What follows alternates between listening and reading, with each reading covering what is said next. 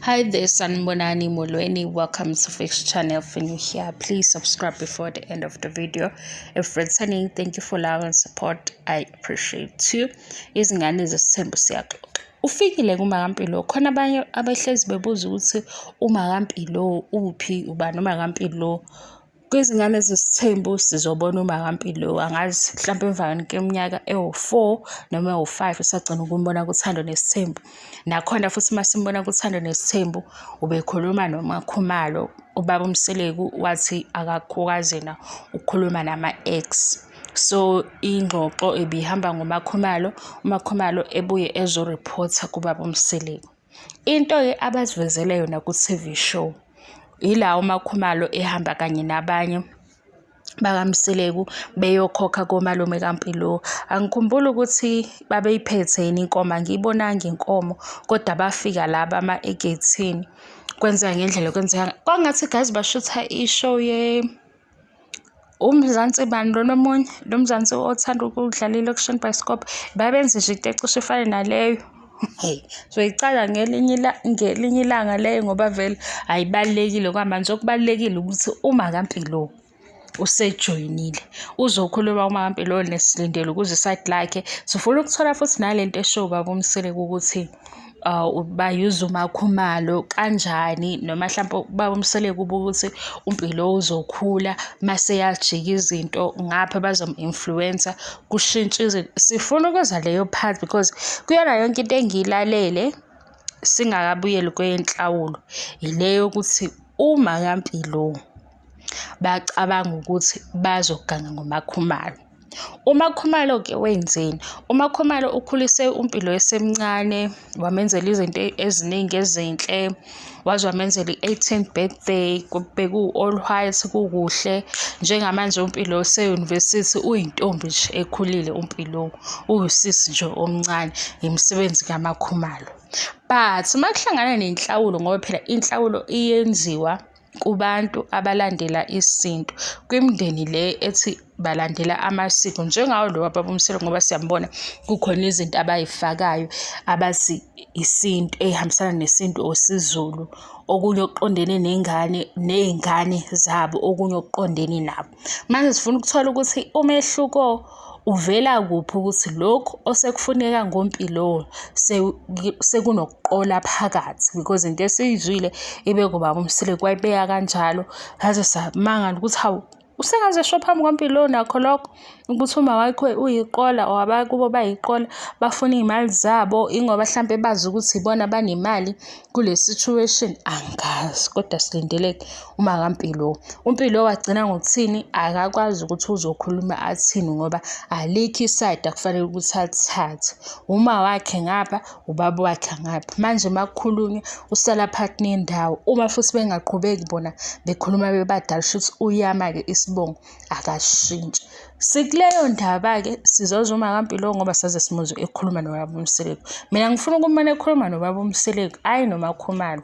Ngiyabona ukuthi ekuqaleni ubekhuluma noMakhumalo, uMakhumalo edlulise eyise kubaba uMseleku. Bengifuna ukuzwa nje ubaba uMseleku eyiphendula leyo ukuthi yena wenzani, ukuthi uMakampilo uyayivuma leyo nto ukuthi wayenza ngempela. Yazi ukuthi ngisholani kanje guys, niyakhumbula kuSneh, uSneh uMacele umamkhulu wahamba wayokhuluma nogogo. Mase uMacele esekhulume nogogo esezochazela ubaba uMseleku wasukuma wama ngey'nyawo, wathi akasafune nje kulalela lutho, lento abayitshela uMacele ayikho.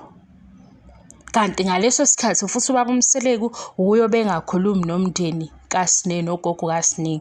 Uma ugogo kaSneh esekhuluma noMacele, uMseleku wathi nje ayikho into ababeyitshela uMacele, eseyiphika yonke leyo nto. Kodwa yaSneh yagcina ilungisekile-ke, noma bengasikhombisanga ukuthi kwenzeke kanjani. Kodwa uSneh sitholile ku-season 7 ukuthi isibongo sesishintshile, usewuMseleku ngokuphelele. Sabona futhi ukuthi uMpilo uyathinteka naye ngoba ufisa ukushintsha isibongo, kodwa kulobu kushonale. So yingakho ngithi kungcono if uMakampilo ezokhuluma nobaba uMseleku, ukuze ubaba uMseleku akhipheke ukuthi wenze ukuthi okusho ukuthi kuphelele esayidini lakhe. Ngoba mayivaya ngapha ngoMakhumalo, uMakhumalo mhlampe kokunye akazukwazi ukuthi uphendule uthini, ugcina ngokuripota ukuthi kuthiweni. Ngoba wathi manje uMakaMpilo umphoqile wathi ufuna ukukhuluma nobaba uMsile, kwaphelela lapho. Wangasitshela futhi ukuthi umphoxe bebethini. Kanti masibuyela laphaya kuleya episode yakuMzansi, uMzansi Bioscope, uMzansi bani kodwa niyawazi lowo Mzansi wamalokishini Bioscope le ababeyenza yenhlawulo. Shona sayibona isizathu senhlawulo ukuthi kwakuyinto enhle yinhle into abayenza ukuthi besukumela ingane, kodwa yini lokhu ababekwenza?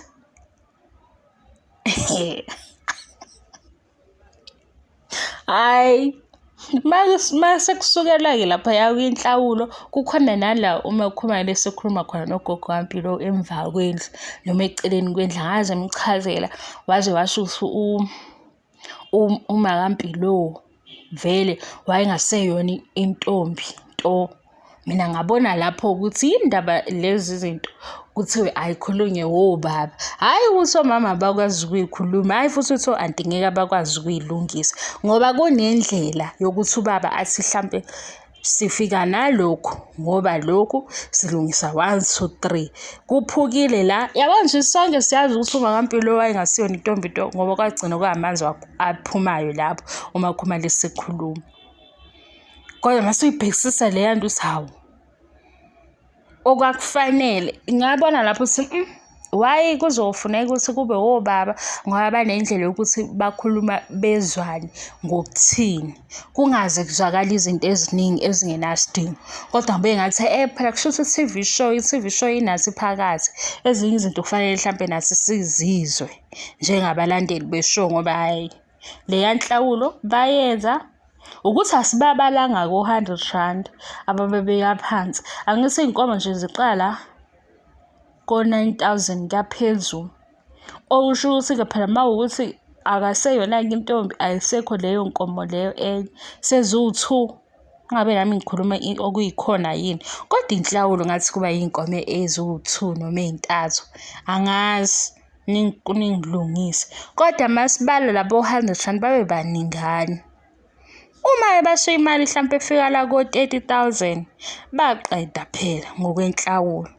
Kodwa uma kuyileyo ukuthi intombazane or not intombazane ingane iyalotsholwa, angazi uma intombazane noma umfana kuphela yini, ukuthi gazi angaze ngiyibonele inhlawulo eduzane, angaze ngiyibone futhi nanokuthi inhlawulo ithatha isikhathi eside kuyanegotiathwa njengoba kwenzeka ku-TV. Ngabona ku-TV ukuthi kuyanegotiathwa, ilobole engazi khona ukuthi kuyahlalwa-ke phansi kugcine-ke kunalokho ukuthi hlampe ko-R100 behlephuka abanye.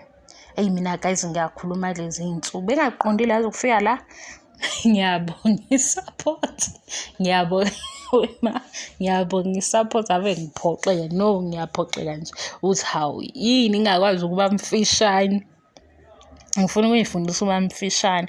Silindele ukuthi uMakaMpilo uzothini ngoba usekhona. Thank you so much for your love and support. Ngiyabonga ngiqede.